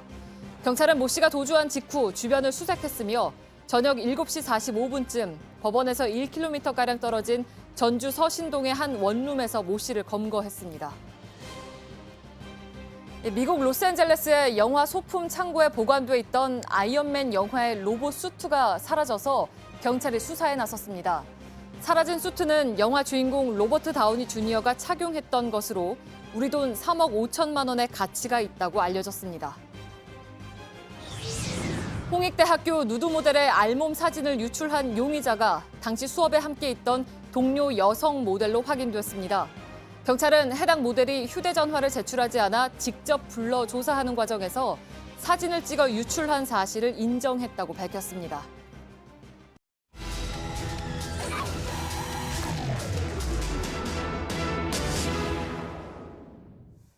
북한을 관통하는 철도를 건설하는 문제가 한중일 정상회의에서도 논의됐습니다. 이제 사람들은 기차 타고 북한과 중국을 지나 유럽까지 갈 수 있는 날이 정말 올까 하는 기대를 품게 됐습니다. 민간인 통제구역과 가장 가까운 역인 도라산역에 요즘 사람들이 몰리는 이유입니다. 1차 카메라 구혜진 기자가 다녀왔습니다. 철도 운행이 중단된 임진강은 분단의 안타까움을 상징하는 곳이 됐습니다. 서울에서 신의주를 잇는 경의선 열차는 1905년 개통됐습니다. 1953년, 그러니까 정전협정이 체결될 때까지 50년 가까이를 달린 건데요. 하지만 지금까지도 열차는 달리지 못하고 이렇게 멈춰 있습니다. 남북을 잇는 선로가 모두 끊어진 건 아닙니다. 이곳 용산역을 하루에 한 번 출발해 임진강역을 지나 민간인 출입통제구역인 도라산역까지 가는 평화열차 DMZ 트레인입니다. 다른 열차와는 달리 전 세계인이 이렇게 손을 잡고 평화를 기원하는 그림이 이렇게 장식이 되어 있는데 오늘은 우리 취재진도 같이 이 열차를 타보겠습니다. 그리고 워낙 요새 또 우리 남북 정상회담 하면서 북한에 대한 그 이슈들, 화제들이 많잖아요. 또 북한 사람들이 사는 것 좀 보여주고. 이 열차를 다시 찾은 외국인 관광객도 있습니다. Especially the older generations that are part of the tour, you know, looking on the other side and it's moving. 다른 열차와 달리 출입 신청서가 배부됩니다. 이 열차는 경의선 선로를 따라 달리고 있습니다. 이 경의선은 이미 북한의 평북선과 연결이 되어 있는데요. 북한을 열차를 타고 갈 수 있게 된다면 이 열차를 타고 갈 수 있는 겁니다. 그때는 이 출입 신청서와 비슷한 입국 신청서를 작성해야 할 가능성이 높습니다. 우리는 그냥 생각만 했잖아요. 근데 우리 다음 세대는 부산에서 기차 타고 목포에서 기차 타고 파리까지 갔으면 좋겠어요. 임진강역에서 내려 헌병의 신원 확인 절차를 거친 뒤 다시 열차에 탑승합니다. 민간 통제구역 안으로 들어가며 다른 분위기가 펼쳐지자 창밖에서 시선을 떼지 못합니다. 6.25 전쟁 때 폭격으로 무너진 뒤에 이 복구하지 못한 임진강 철교가 상행선만 복구가 돼서 지금 저희가 타고 갈 수 있는 겁니다. 드디어 열차가 도라산역에 도착합니다. 통일이 이루어진다면 벽을 넘어 유럽으로 달리게 될 실크로드 익스프레스 출발역이 될 것입니다. 북쪽으로 선로는 이어져 있지만 이곳에서 열차는 더 이상 가지 못합니다. 하지만 우리 눈에 익숙한 코레일 표지판에는 평양과 서울까지의 거리가 다 적혀 있는데요. 이는 이곳이 남쪽의 마지막 역이 아니라 북쪽으로 이어지는 첫 번째 역이라는 의미입니다. 2002년 조지 부시 미국 대통령이 방문하면서 이곳은 평화의 상징이 됐습니다. The peace talks that are going on, hopefully we can make this train station successful, the Koreans to travel to Europe. 국내용, 국제용으로 승강장이 두 곳입니다. 북한을 다른 나라로 여기지 않기 때문에 입국과 출국 대신 입경, 출경이란 표현을 씁니다. 기념 스탬프 전용 엽서까지 마련됐습니다.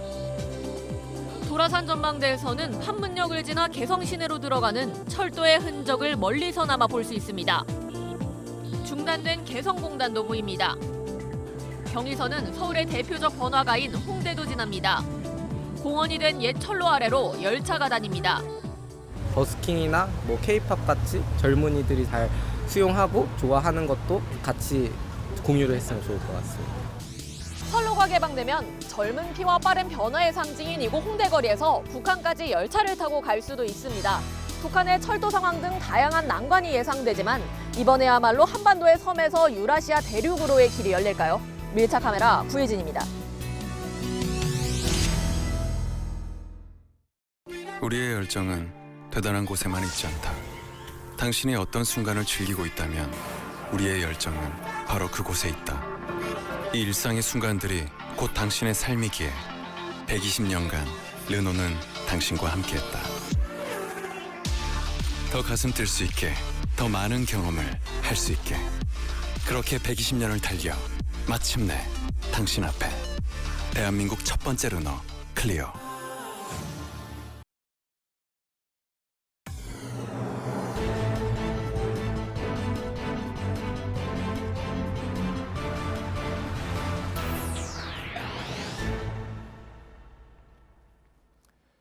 뉴스룸의 앵커 브리핑을 시작하겠습니다. 소년에게는 형이 있었습니다. 태어나자마자 세상을 떠난 형의 이름은 빈센트. 그 형과 같은 이름이 붙여졌던 소년은 늘 자신이 죽은 형 대신 살아가고 있다고 여겼습니다. 그는 형의 무덤가에 핀 해바라기 꽃을 보면서 죽음을 딛고 일어선 생명의 아름다움을 생각했고 자신과 해바라기는 같은 운명을 지녔다고 여기게 됐죠. 빈센트 반 고흐. 그의 작품 속 해바라기는 빛과 온기와 생명을 함께 머금은 채 하늘을 향해서 손을 흔들고 있었습니다. 고개는 항상 타는 듯이 눈부신 태양을 향하고 있는 곳. 태양이 사라져도 같은 자리에서 태양을 기다리는 곳. 해바라기의 노란 빛은 결코 해에게 닿을 수 없는 안타까움인 동시에 끝없는 기다림과 희망을 상징했고 누군가는 그의 해바라기 그림을 일컬어서 빛을 배경으로 한 또 다른 빛이라 표현하기도 했습니다. 그 배, 세월호를 감싸는 총 66개의 지지대 역시 선명한 노란색으로 칠해져 있었습니다. 그것은 지난 4년여 동안 팽목항에서 사람들의 손목에서 가슴에서 마음속에서 이어져 왔던 색깔과도 같습니다. 그 노란색 지지대, 아니 노란색을 잊지 않고 지켜왔던 선한 사람들의 마음에 기대어 오늘 세월호는 마침내 바로 서서 세상과 마주하게 됐습니다. 생각해보면 우리가 똑바로 선 세월호를 보는 것은 처음입니다. 물속에 거꾸로 있거나 묻 위에 누워있던 모습만을 봐왔을 뿐. 비로소 바로 선 세월호는 이제 세상을 향해서 무슨 말을 할 것인가? 그것은 뒤집혀지거나 누워 있어야만 했던 지난 시간들에 가려졌던 진실이 아닐까? 태양의 빛깔을 닮은 해바라기의 노란 빛은 빈센트 반 고흐가 그림에서뿐만이 아니라 마음속에서도 늘 꿈꿔왔던 빛이었다고 하죠. 동생 테오에게 보낸 빈센트의 편지 한 구절로 마무리합니다. 냉혹한 날씨는 결국 끝나게 되어 있고 화창한 아침이 찾아오면 바람이 바뀌면서 해빙기가 올 것이다. 오늘의 앵커 브리핑이었습니다.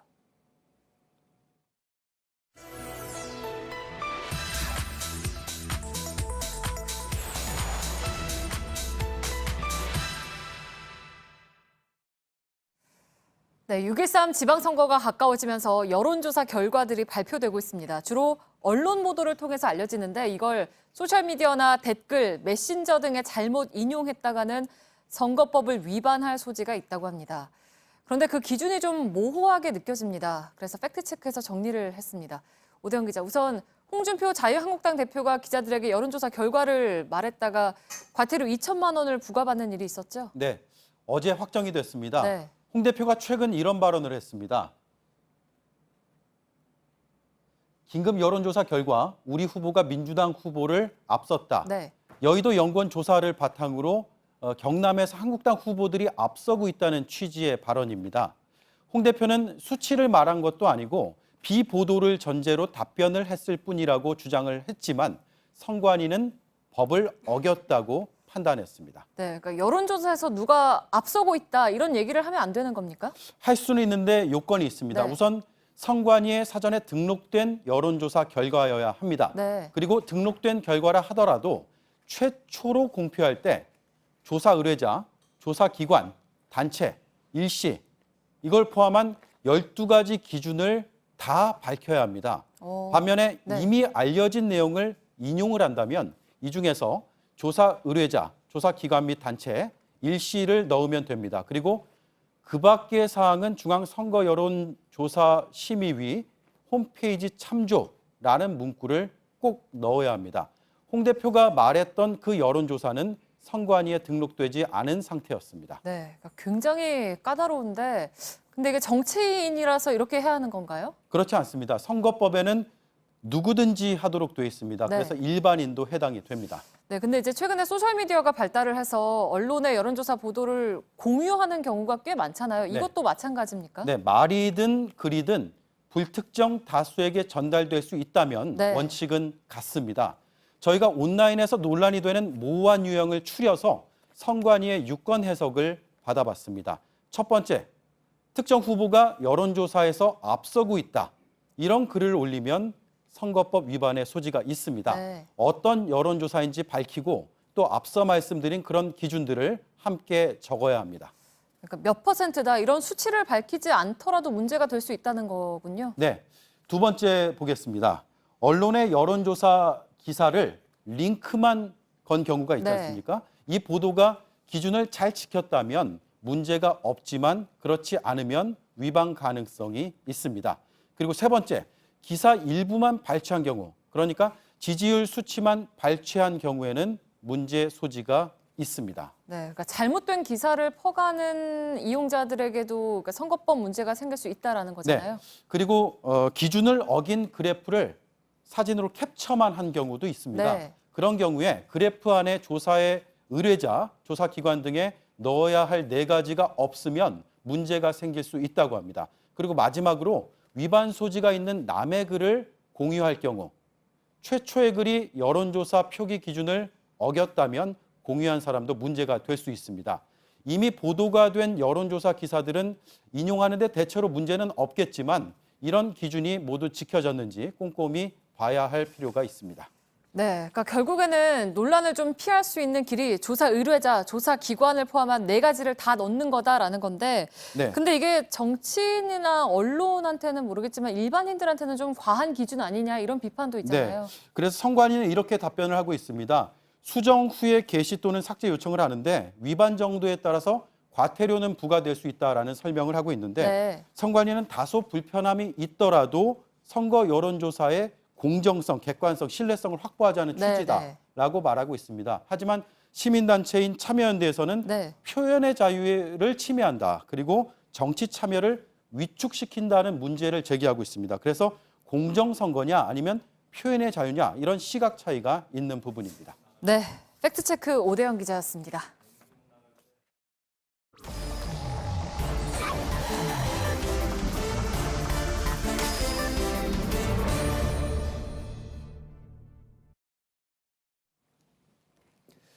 예, 비하인드 뉴스를 시작하겠습니다. 박성태 기자가 나와 있습니다. 첫 번째 키워드 열까요? 예, 첫 번째 키워드는 영표는 친구다로 잡았습니다. 영표랑 뭐 축구 선수였던 이영표 씨를 얘기하는 건 아니겠죠? 예, 물론 아닙니다. 예. 내일 여당인 민주당의 새 원내대표 경선이 예정돼 있습니다. 아, 홍영표 의원? 예, 그렇습니다. 예. 홍영표 의원과 노웅래 의원이 경쟁을 벌이고 있는데요. 오늘 정세균 국회의장이 단식 중인 김성태 자유한국당 원내대표를 방문한 자리에서 특정 후보가 되는 것처럼 얘기를 했습니다. 직접 들어보겠습니다. 예. 우리 의원식 내일 결정은 어떻게 생각하세요? 아, 이건 뭐 속내를 드러낸 건가요? 뭔가요? 예, 작게 얘기해서 명확히 들리지 않았지만 예. 소리가 카메라에 잡혔는데요. 국회의장실 측에서는 민주당 몇몇 의원들로부터 전해들은 분위기를 무심결에 그냥 얘기한 것이다 라고 밝혔습니다. 예. 원내대표 경선은 내일 하는데 실제 누가 될지는 뚜껑을 열어봐야 합니다. 그렇죠. 여론조사 등과 달리 원내대표 경선은 현역 의원, 그러니까 민주당의 경우 121명이 투표 대상이기 때문에 예. 실제 결과는 예측과 틀린 적도 많이 있습니다. 다만 당내에서는 홍영표 의원이 주류로 꼽히는 데다가 지난 원내대표 경선에서 현 우원식 대표에게 7표 차이로 패했기 때문에 될 가능성이 크다는 분위기도 있습니다. 예. 단식 중인 김성태 원내대표도 그래서 홍영표 의원에 대한 기대를 좀 보였는데요. 오늘 오전에 누워 있으면서 혼잣말로 이런 얘기를 했다고 목격자가 전했습니다. 홍영표는 내 친구야. 내가 이렇게 있는 것을 보면 큰 틀에서 합의해 줄 거야 라고 얘기를 했다고 합니다. 예. 아마 특검안을 얘기한 것 같은데요. 예. 두 사람 다 노동계 출신이고 19대 국회에서 환노위의 간사로 여야 간사로 호흡을 맞춘 적이 있기 때문에 상당히 친하다는 후문입니다. 내일 누가 민주당 원내대표가 되든 김성태 원내대표의 단식도 이제 막아야 되고 또 국회도 정상화시켜야 되는 숙제가 남아있는데 예. 역시 핵심은 특검인데요. 유승민 바른미래당 대표가 대통령도 특검 대상이다 이런 얘기를 했기 때문에 여당인 민주당으로서는 합의할 여지가 적어진 현실입니다. 예. 그나저나 노웅래 의원은 뭐 이런 경우 의문의 일패? 예, 그렇습니다. 그러나 길고 짧은 건 대봐야 하니까. 의장실 측에 불만을 표시를 했다고 하는데요. 아, 그렇겠죠. 예, 의장실 측에서는 무심결에 그냥 일부 의원이 얘기한 거를 그다지 공개되지 않았다고 생각을 하고 전했을 예. 뿐이다라고 해명했습니다. 근데 상대당 원내대표한테 예. 예. 결국은 그렇게 됐네, 결과는. 예. 상대당 원내대표는 내 친구라고 하고. 예, 뭐 그렇습니다. 재밌는 장면들이었습니다. 두 번째 키워드 열어볼까요? 두 번째 키워드는 미워서 다시 한 번으로 잡았습니다. 미워도가 아니고요. 예, 그렇습니다. 미워도면 그럼에도 불구하고인데 미워서는 그래서라는 의미가 훨씬 강화가 돼 있습니다. 아, 그건 뭐 다 압니다. 아, 예. 예. 네, 바른미래당의 공천 갈등 얘기인데요. 좀 예. 여전합니다. 노원병 출마를 희망하는 이준석 당협위원장이 어제 페이스북에 글을 하나 올렸는데요. 예. 이자들이 나에게 얼마나 많은 거짓말을 했는지 알아야겠다. 그리고 밑에 저희가 부각은 안 시켰지만 진짜 황당하다라고 적었습니다. 예. 그래서 제가 구체적으로 이자들이 누구냐라고 물었는데 이준석 위원장은 입을 닫았지만 한 당 관계자는 과거 윤여준 전 장관의 얘기를 참고하라고 했습니다. 예. 2014년에 당시 안철수 의원과 함께했던 윤여준 전 장관이 경향신문 인터뷰에서 이자가 얼마나 거짓말을 했는지 알아야겠다라고 언급한 적이 있는데요. 예. 당시에 이제 당시 안철수 의원이 그 민주신당과 통합을 할 때 그 과정에 대해서 전혀 몰랐다는 데서 불만을 원색적으로 표시를 한 겁니다. 아무튼 여기서 저기 따르면 이자는 안철수 위원장. 예, 그렇습니다. 그래서 저에게 이 기사를 참고하라고 한 사람도 사실은 안 위원장에 대한 불만을 이준석 위원장이 얘기한 것이다라고 시사한 겁니다. 그렇겠죠. 예. 노원병 지역구는 유승민계에서는 이준석 위원장이 그리고 안철수계에서는 김근식 교수가 경쟁을 하다가 김근식 교수가 스스로 물러났습니다. 그래서 이준석 위원장으로 정리되는 듯 했으나 지금 후보 신청을 한 지 한 달 가까이 됐는데 후보를 확정하지 않자 이준석 위원장이 공개적으로 불만을 표시한 겁니다. 그렇군요. 예. 따로 후보를 뭐 확정하지 않은 뭐 이유가 있나요? 당에서는 이준석 위원장에게 몇 가지 절차를 더 요구하고 있는데요. 예. 이준석 위원장 측은 상식적으로 납득되지 않는 절차라는 주장입니다. 특히 오늘은 이준석 위원장 측의 한 현 구의원이 지방선거 공천에서 탈락을 했는데 이에 대해서도 과거 이준석 위원장이 안철수 위원장과 앙금이 남아서 그런 것 아니냐라는 해석이 있습니다. 하지만 반대편에서는 이준석 위원장을 국회의원 후보직으로 지금 거의 확정적인데 그러면 구의원 후보들은 내놔야 되는 건 아니냐라는 반박도 했습니다. 보궐선거 지역에 서울에 또 송파을이 남아 있는데요. 이 지역도 옛 바른정당계의 박종진 당협위원장이 일찌감치 공천을 희망했는데 여전히 확정하지 않고 있어서 역시 이 부분도 갈등이 있는 것 아니냐라는 해석이 나오고 있습니다. 예. 아무튼 선거는 다가오는데 계속 이런 상황인 모양이군요. 예. 자, 마지막 키워드를 열어보죠. 마지막 키워드는 형님의 것은 형님에게. 카이저가 아니고요. 예, 그렇습니다. 오늘 이명박 전 대통령의 두 번째 공판 준비 기일인데요. 이전 대통령 측 변호인이 다스는 이전 대통령 것이 아닌 형 이상은 회장이 만든 회사다라고 주장을 했고요. 계속 똑같은 얘기네요, 이건. 예, 그렇습니다. 이전 대통령은 유능한 경영자로 형을 도와준 것뿐이다 라고 밝혔습니다. 예. 이 전 대통령은 다스의 횡령, 또 뇌물수수, 그리고 당시 청와대에 있을 때 직원들을 다스에 동원하는 등 직권남용 등 여러 혐의로 지금 구속이 돼 있는데요. 예. 다스의 주인이 아닌 도와준 것뿐이다라는 게 변호인 측의 주장입니다. 예. 다스의 법인카드를 이 전 대통령 내외가 쓴 것도 있는데 이는 형이 그냥 쓰라고 준 줄 알았다라고 변호인 측에서 주장했습니다. 예. 뭐 그냥 통상적으로 생각하면 있을 수 없는 일들이 너무 많아서 예. 그 외에도 뭐 지금 굉장히 많잖아요. 예. 예. 좀 일별을 좀 해보죠. 예.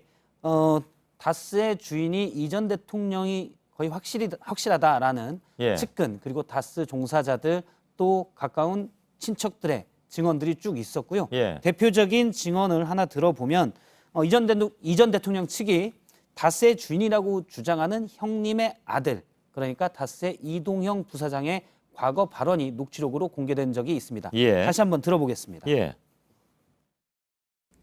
형이는 지금 MB 믿고 해서 뭐 자기 거라고 뭐 회사에서 마음대로 하고 있잖아. 근데 예.